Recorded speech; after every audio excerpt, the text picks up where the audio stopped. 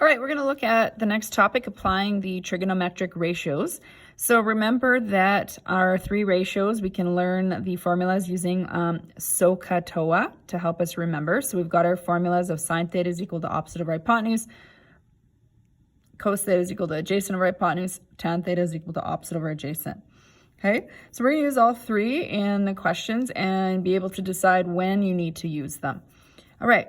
One of the questions or several of the questions may ask you to solve a triangle, and it may not be specific and say a specific side that you're looking for. So what does that mean? Solving a triangle means to determine the measures of all the angles and the lengths of all the sides in a triangle. So basically find anything that is missing. So let's put a little star beside that word. I often get asked in a question when it says solve the following triangle.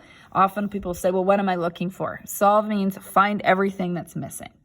Okay, so maybe let's really make that stand out. Find all missing sides and angles. Okay, so let's strategize. Okay, in this one we're given two sides, but we're not given any angles. Well, if we're given two sides, what we learned before we even did our SOHCAHTOA stuff is we learned we can find the third side using Pythagoras theory still. So that's what we're going to use on this question to start off with. So c squared is equal to a squared plus b squared. We're looking for the hypotenuse. Okay, so in this case, the hypotenuse is technically side m, so we'll call it m squared is equal to 7 squared plus 11 squared. So 7 squared, you don't need a calculator for that. 11 squared, you shouldn't need a calculator. You should know your squares up to 13. So 11 squared is 121. Add that together and you get 170. Then when you square root this, so the square root of 170, now you're going to need your calculator. Or this would be the exact value, but we want the nearest tenth. So it's 13.0384 in your calculator. And the only reason I'm showing that is that rounding, that 3 still leaves us as a 0. But because this is nearest tenth, you still put in the 0 centimeters. Okay, remember where your square root button is on mine, right? It's right here. Okay, so I go square root 170. That's where I got that 13.038 number from. All right. Now, we have the sides figured out. Now we need to find angle K and angle N.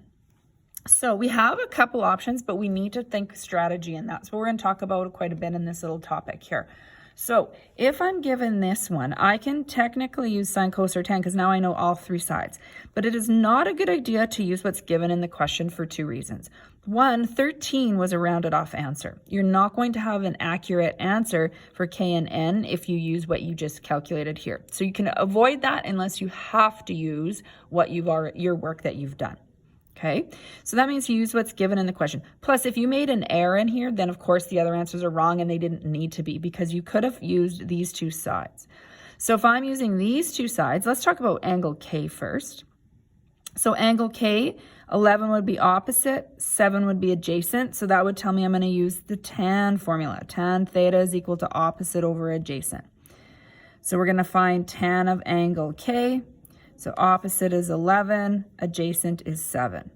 Okay, now when I am solving for angles, remember you use your second function or shift key. So shift tan negative 1 is what needs to show up. And you want 11 divided by 7. You need that in brackets, otherwise you're not going to get the right answer. Close those brackets. Angle K is equal to 57.5 degrees. Don't put equals here, that won't be true. Okay, that's what 11 divided by 7 is.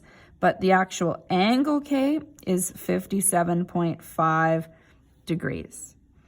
Okay, now we can find angle N. You have two strategies. You can do opposite over adjacent again.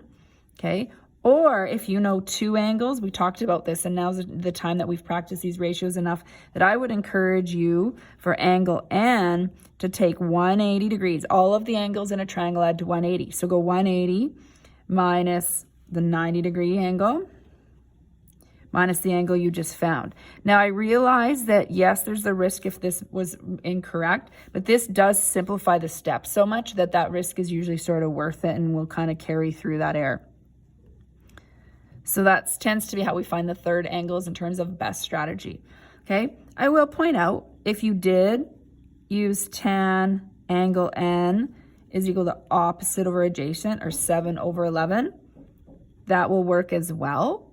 Okay, so if I did that, I'd go shift tan, open up brackets, 7 divided by 11, close the brackets, equals, and I'll still get 32.5, right? You can see it's 32.47. So angle N this way is still 32.5 degrees. Okay, you certainly don't need to find it both ways. That strategy there of 180 minus the two angles is always sort of the most effective way to go in about that, finding that third angle.